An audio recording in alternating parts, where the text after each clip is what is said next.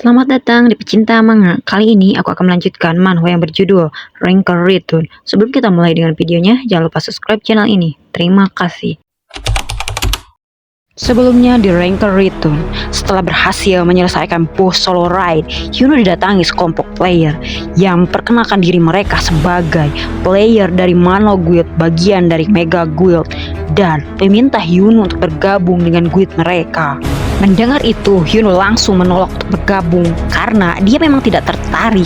Ditambah cara mereka yang tidak sopan, Yuno pun melangkah pergi. Setelah mendengar penolakan Yuno, mereka pun berniat untuk melenyapkan Yuno dengan cara PK. Melihat dari equipment yang mereka pakai, Yuno menebak mereka berada di level setidaknya 110.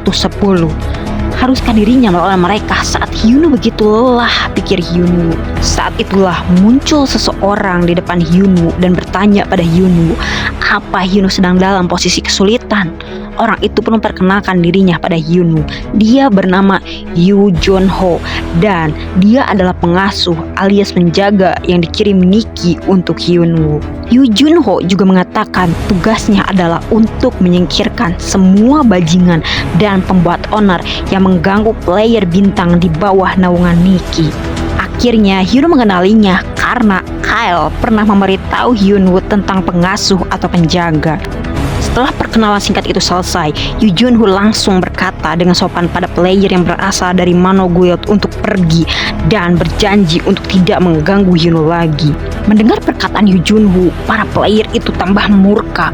Leader kelompok itu pun memerintahkan semua player itu untuk menghabisi Yuno dan Yu Junho. Setelah mendengar penolakan mereka, Yu Junho mengatakan pada Yuno untuk menyerahkan masalah itu padanya. Dia juga menambahkan, dia akan mengalahkan mereka bersembilan dalam waktu 3 menit karena takut akan membuat Yuno menunggu lama. Sambil mengeluarkan senjatanya, lalu pertarungan itu pun dimulai. Tanpa ampun, Yu Junho langsung menebas satu player dengan cepat. Lalu dia langsung menyerang leader mereka, membuat para player lainnya tercengang karena Yu Junho bisa dengan mudah mengalahkan leader mereka. Dan Yu Junho lanjut menghabisi sisa player lainnya dengan cepat dan mudah. Yuno yang melihat pertarungan itu merasa takjub. Yuno yakin kalau Yu Junho berlevel jauh lebih tinggi dari dirinya. Bahkan mungkin dia bukan tandingan Yuno meskipun mereka berada di level yang sama.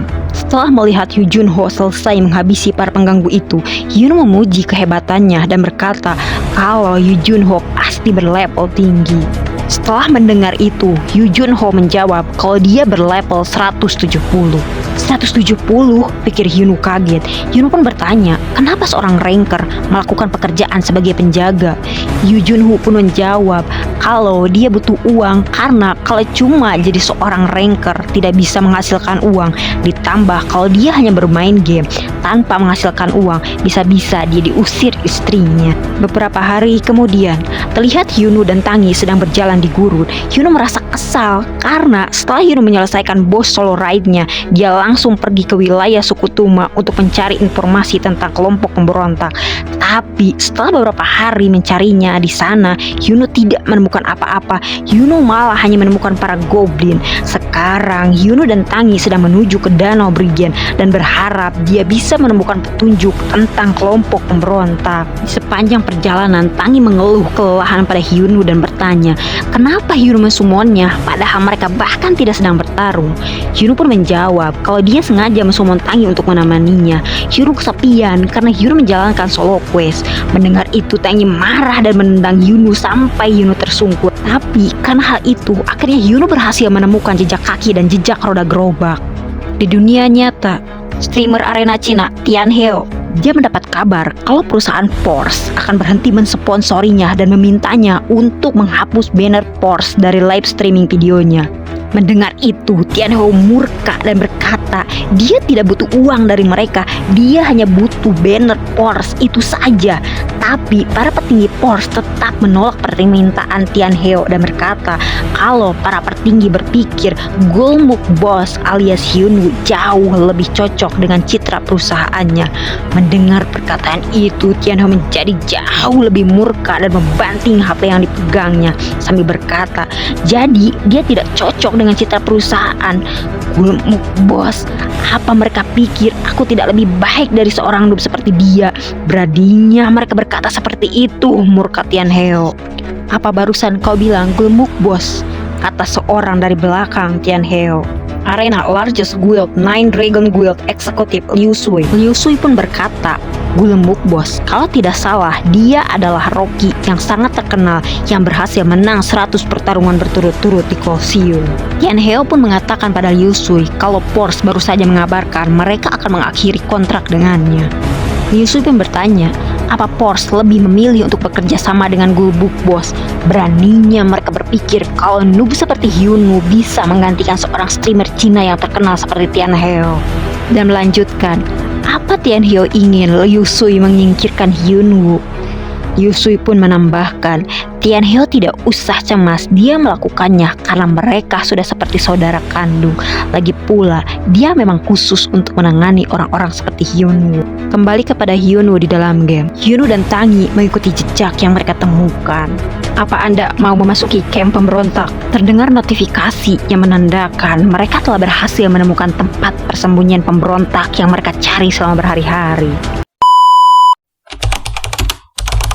Setelah Hyunwoo menemukan tempat persembunyian kelompok pemberontak, dia dan Tangi langsung memasuki camp pemberontak itu. Setelah memasukinya, Hyunwoo cukup kaget melihat keadaan di sana karena tempat itu lebih mirip perkampungan daripada camp pemberontak. Di sana, Hyunwoo menemukan senjata dan poison dalam jumlah banyak. Tapi anehnya, setelah Hyunwoo berhasil menemukan dan masuk ke dalam camp pemberontak, belum juga ada notifikasi kalau Hyunwoo berhasil menyelesaikan quest. Hei kau, apa yang kau lakukan di sana? Terdengar suara dari salah satu anggota pemberontak. Sial, aku harus lebih hati-hati, kata Hyunwoo dalam hati. Tapi untungnya orang itu salah mengenali Hyunwoo sebagai Adele, murid dari Lord Valion. Adele adalah Black Mage yang Hyunwoo kalahkan saat hunting party bersama Yuri dan Youngjun, adik dari Yeonchan, sahabat Hyunwoo. Mendengar orang itu mengenalinya sebagai Adele, Hyunwoo pun membenarkannya dan memperkenalkan Tangi sebagai Pepe beruang si merah miliknya sambil menutup mulut Tangi. Orang itu pun percaya dengan Hyunwoo dan mengatakan kalau Lord Valion berada di dalam The Great Prison di tengah camp sedang mengurus para Chimera. Expert Black Mage Valion. Terlihat Valion sedang berkomunikasi dengan seseorang menggunakan bola sihirnya. Valion bertanya, jadi kerajaan Sung akan ikut terlibat? Dan orang lawan bicaranya membenarkan hal itu.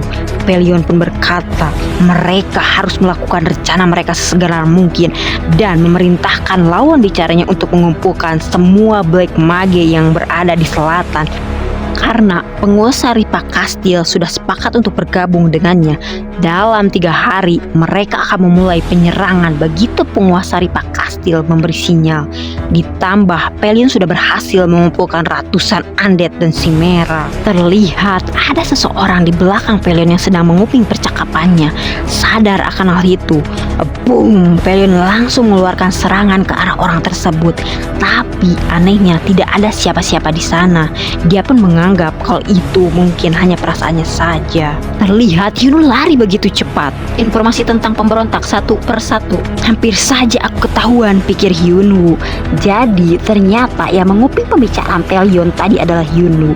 Hyunwoo senang karena berhasil mendapatkan informasi yang dia cari. Dan ternyata penguasa Kastil Ripa adalah seorang pengkhianat. Hyunwoo berlari begitu cepat dan dia tidak sengaja menabrak seseorang, membuat para penjaga menyadari keberadaan Hyunwoo. Karena telah ketahuan, Hyunwoo pun berniat untuk menghabisi para penjaga itu. Dia mengeluarkan pedangnya dan bersiap untuk menyerang. Penjaga itu mendekati Hyunwoo dan memerintahkan Hyunwoo untuk menunjukkan wajahnya. Saat Hyunwoo bersiap akan menyerang para penjaga itu, Hyunwoo didorong oleh orang yang ditabraknya tadi dan mengatakan kalau Hyunwoo adalah muridnya. Kedua penjaga itu mempercayainya dan pergi begitu saja. Setelah para penjaga itu pergi, orang yang Hyunwoo tabrak bertanya pada Hyunwoo, Dari mana Hyun mendapatkan pedangnya? Ternyata orang itu adalah dwarf yang membuat pedang yang dimiliki Hyunwoo. Dwarf itu membawa Hyunwoo ke bengkelnya. Hyunwoo di sana bertemu dengan murid dwarf itu. Ternyata mereka diculik oleh para pemberontak dan dipaksa untuk membuat senjata. Mendengar cerita itu, Hyunwoo punya firasat dia akan mendapatkan quest baru. Hyunwoo pun mengatakan pada dwarf itu kalau Hyunwoo bukan dari pihak orang-orang yang menculik mereka berdua dan bersedia untuk menolong mereka kabur jika mereka mau. Murid sang dwarf cukup ragu karena masih belum mempercayai Hyunwoo, tapi sang dwarf itu tetap setuju dan menerima bantuan Hyunwoo.